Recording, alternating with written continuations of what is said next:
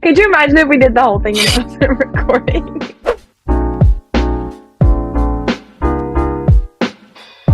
I'm Emma Connelly. And I'm Samantha Vassallo. And this is the timeline on pop culture this summer. All right, so each of us are going to rank our top 5 pop culture moments this summer, and then we're going to do like a super ranking. So to start, my number 5 moment from the summer has to go to the Emmy nominations, and more specifically, the snubs.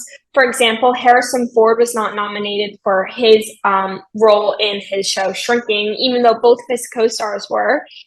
Daisy Jones and the Six was not nominated for any Best Song categories, although they were nominated for Best Actress and Actor and Best Supporting Actor and so on and so forth.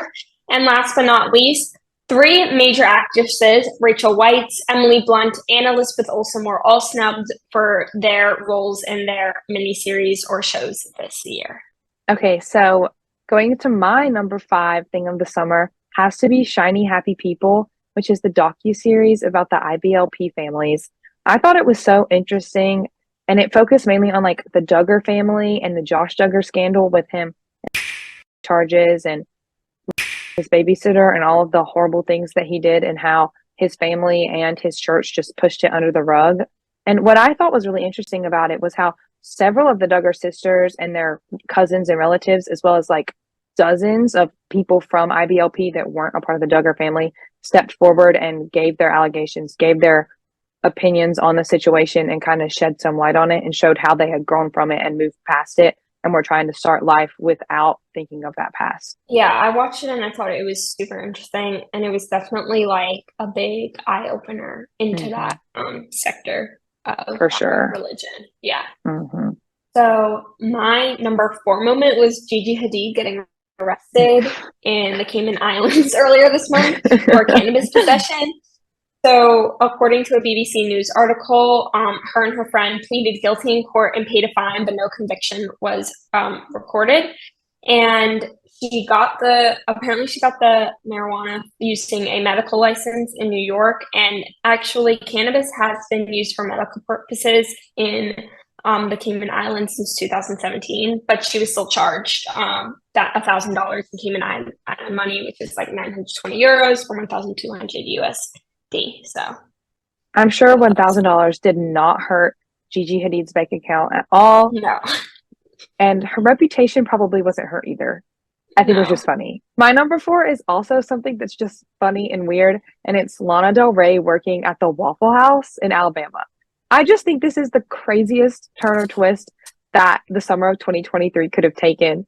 There's like videos of her singing to the customers, singing Amazing Grace with little old men eating along at the Waffle House.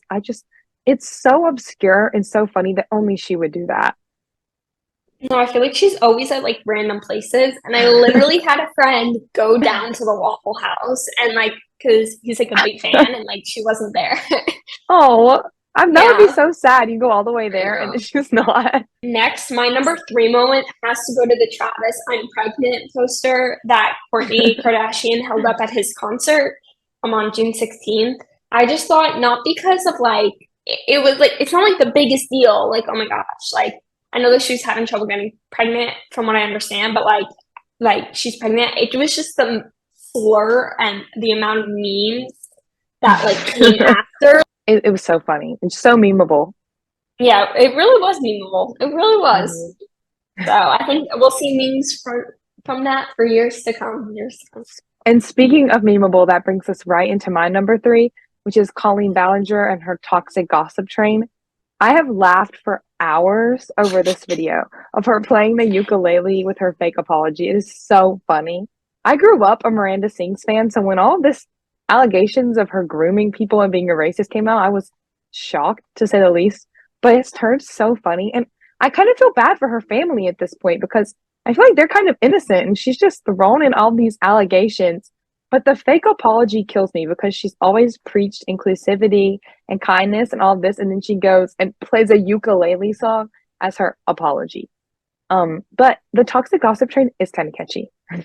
It is kind of catchy, but I literally didn't watch, I've never been like a Miranda Sings fan, like kind of wasn't my thing growing up, but I saw that video and I was literally like, oh My gosh, I like know. the toxic gossip Gossip train. train. Scrolling down the. All right, so my number two moment just happened very recently. On July 25th, Elon Musk revealed that he was rebranding Twitter to X, which has a black and white logo and doesn't even have a bird involved. When I tell you, I was Heartbreaking. shocked. Heartbreaking. I was shocked. I was literally like, what am I going to say when I'm like tweeting? Like, you can't be tweeting because there's not a bird involved. You can't be like, I'm When going I'm to go tweet. Xing, No. But according to their CEO, that I got off of a Washington Post article, the purpose of this is to provide a future state of unlimited interactivity, which can include goods, services, and opportunity, all powered by AI. And I'm kind of like, no, I'm not here for AI. Like, this could be a whole nother discussion, but I'm not here for it. no. Like, I just want my Twitter with my like trending page. Like, that's all I need in life. So, and this like came after too, like a couple weeks ago when he did the whole stunt where he was like, "Oh, like you're limited to X amount of like tweets a day," and he did that for like a day. That was crazy. Like Instagram creating threads. I have not Yeah, succumbed to threads. I will not. I'm resisting. I have a Threads account. I do have a Threads account. Guys, follow Annie. me. Okay, speaking of Stan Twitter, literally me 2019, Shawn Mendes Stan Twitter. So this topic, my number two, is right up my alley. It's all about how Shawn and Camila have gone together and broken up so many times that I have actually lost count, and that's surprising to anybody that knows me. They originally got together in 2019, broke up in 2021, stayed friends for like a year and a half, and then this spring they were back together. But I kind of think it was a publicity stunt because both of their careers were failing. No offense, I love them both, but they were. Their music was not selling. So I think it was publicity.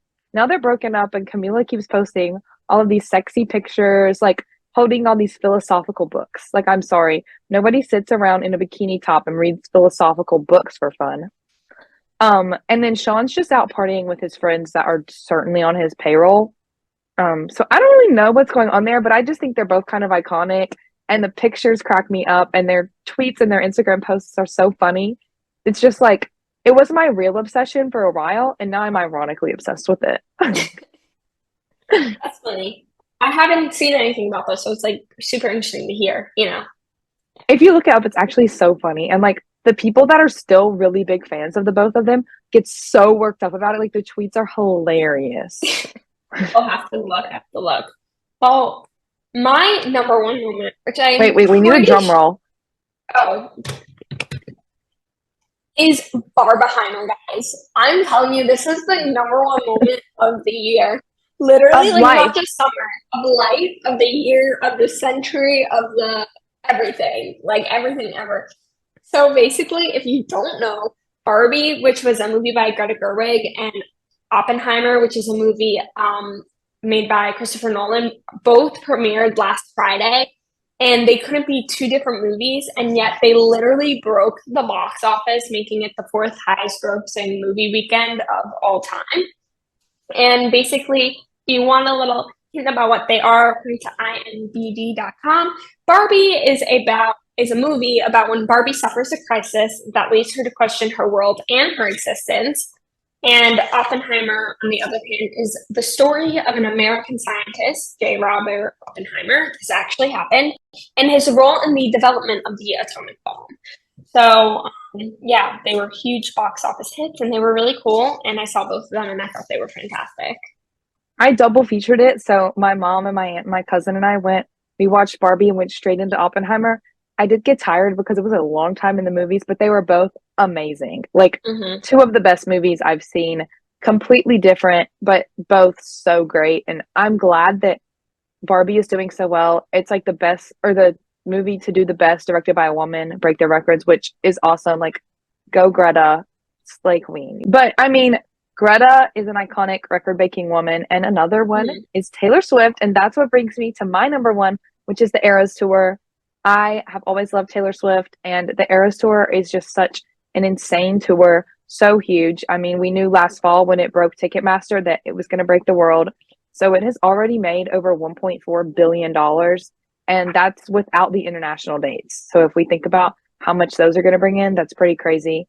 There are 70 to 80,000 fans at each performance, some of them breaking the capacity records for concerts at those stadiums.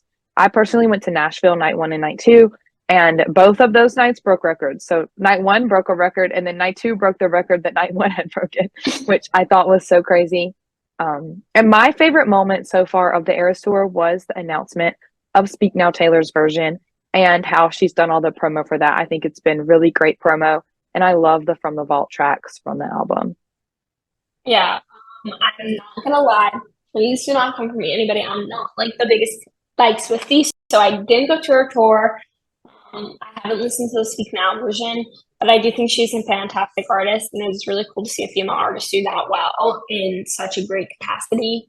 And yeah, I think she's really cool. Well, we have to do our super rankings now. Yes. All right.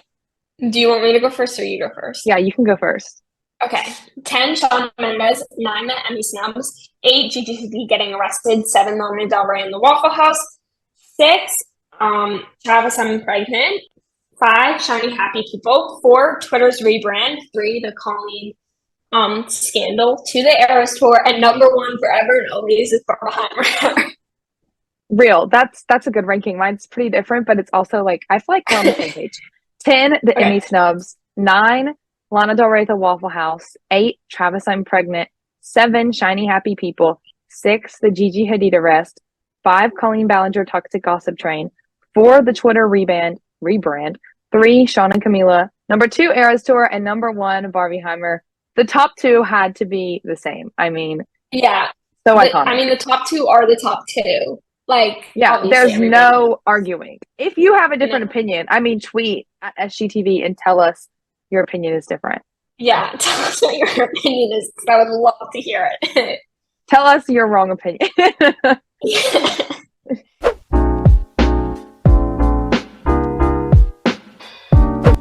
For News 4 Entertainment, I'm Samantha Vassallo. And I'm Emma Connelly. And this was the timeline on the summer of 2023 pop culture highlights.